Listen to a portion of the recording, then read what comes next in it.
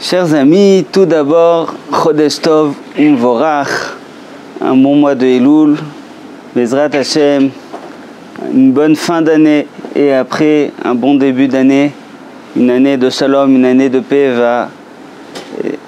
va venir sur nous. Pour ce début de Elul, on peut essayer de se poser une question. On va faire beaucoup de tfilotes, on va parler et on va s'exprimer vers Akadosh Baruch Hu. On a l'habitude de dire que si la parole est d'argent, le silence est d'or. Est-ce que cela est vrai dans tous les cas? Peut-être pas. Imaginez que nous nous sommes disputés, que nous ayons eu un conflit avec notre conjoint et que après, au milieu du conflit, lorsque les choses s'enveniment, eh bien, un des deux décide de sortir en claquant la porte, d'abandonner le lieu du conflit. Est-ce que c'est bien? Est-ce que c'est pas bien? Est-ce que ce mutisme est constructif ou pas? Eh bien, nous allons ici voir que pas forcément. En effet, lorsqu'au milieu d'une dispute, on quitte sans prévenir, tout d'un coup, soudainement, ce qui se passe, c'est que le conjoint qui reste, eh bien, il se sent abandonné et laissé à lui-même, alors que émotionnellement, il est dans une très mauvaise situation. Quelque part, même lorsque je suis en conflit avec mon conjoint, il a besoin que je sois là avec lui. Même si je suis contre lui, il a besoin que je sois là avec lui. Lorsque je pars, l'effet est comme laisser quelqu'un avec une plaie à cœur ouvert.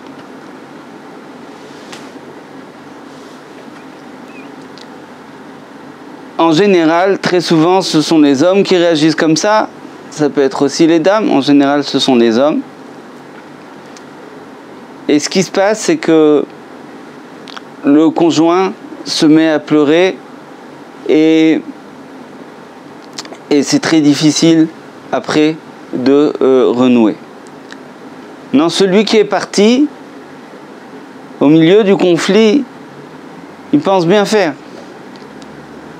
Cette attitude vient d'une colère. Bien sûr, cette colère est venue au fur et à mesure des critiques qu'il a reçues, au fur et à mesure des insultes qu'il a reçues peut-être, ou bien même le conflit, le sujet lui-même l'a allumé et il est maintenant dans cet état de colère. Et il se dit, à la place de répondre des propos vexants, à la place de crier, je vais m'en aller. Et donc lui, il pense bien faire. Il dit, j'avais le choix entre parler, entre crier, entre insulter, etc. Ou bien partir, je préférais partir. On dit, Shev Alta, c'est Adif.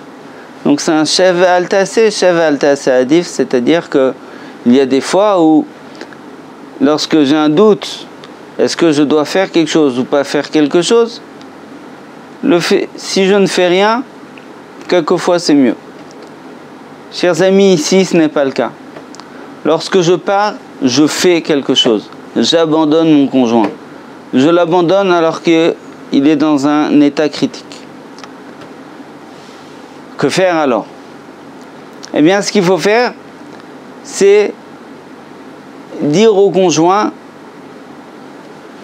avant, essayer de repérer le moment où on commence à déjà être submergé par l'émotion, et dire au conjoint, écoute, ce sujet m'intéresse, ce sujet m'interpelle.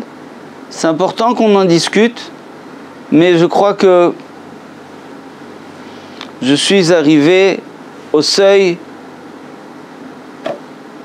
et je ne peux plus discuter de ça de manière objective. Il vaut mieux qu'on reprenne demain. À ce moment-là, le conjoint comprend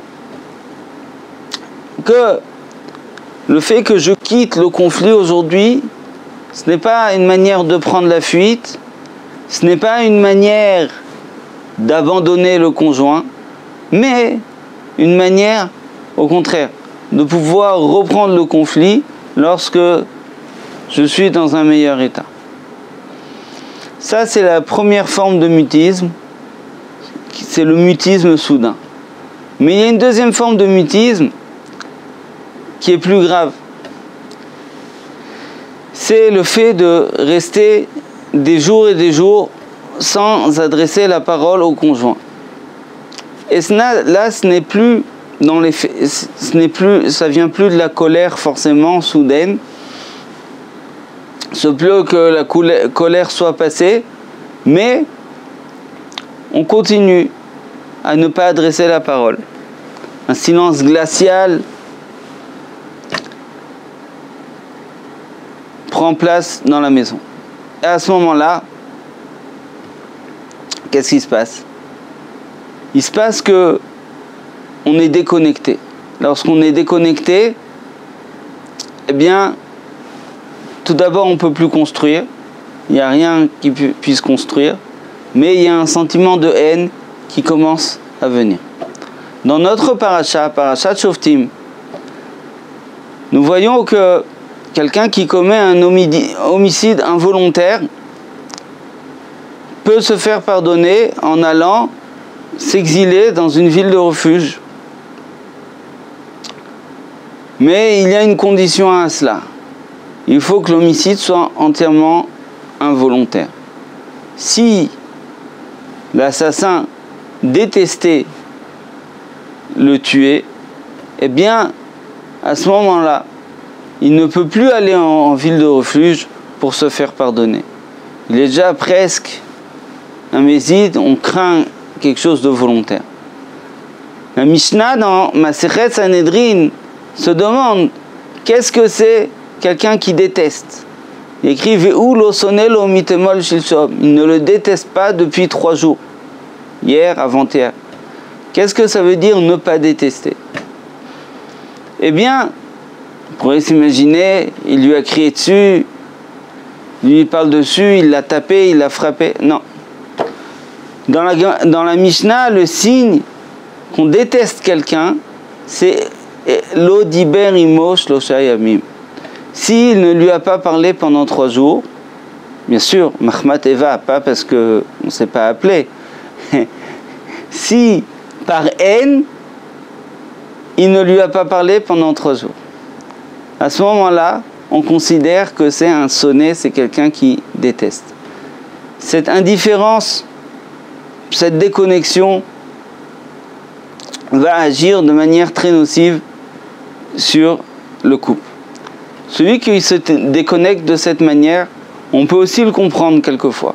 C'est-à-dire qu'il se déconnecte parce qu'il reçoit peut-être des critiques, parce qu'il ne peut plus supporter émotionnellement les paroles de l'autre. Et donc à ce moment-là, il préfère se déconnecter pour se protéger. Et là encore une fois, il se dit je ne fais rien. Eh bien non, tu fais. Le fait de ne pas parler, c'est faire, ça s'appelle détester.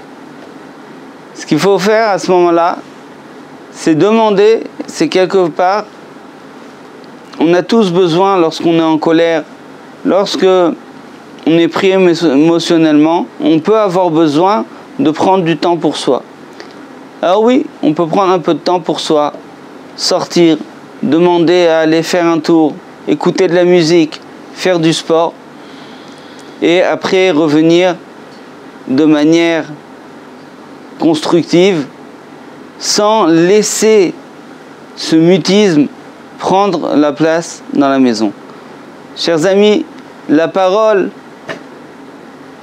est un cadeau. La parole est la meilleure chose qu'on ait, nous les êtres humains, pour se lier les uns aux autres. Utilisons-la, connectons-nous les uns les autres grâce à cette parole et nous aurons la paix à la maison. Shabbat Shalom Umvorach.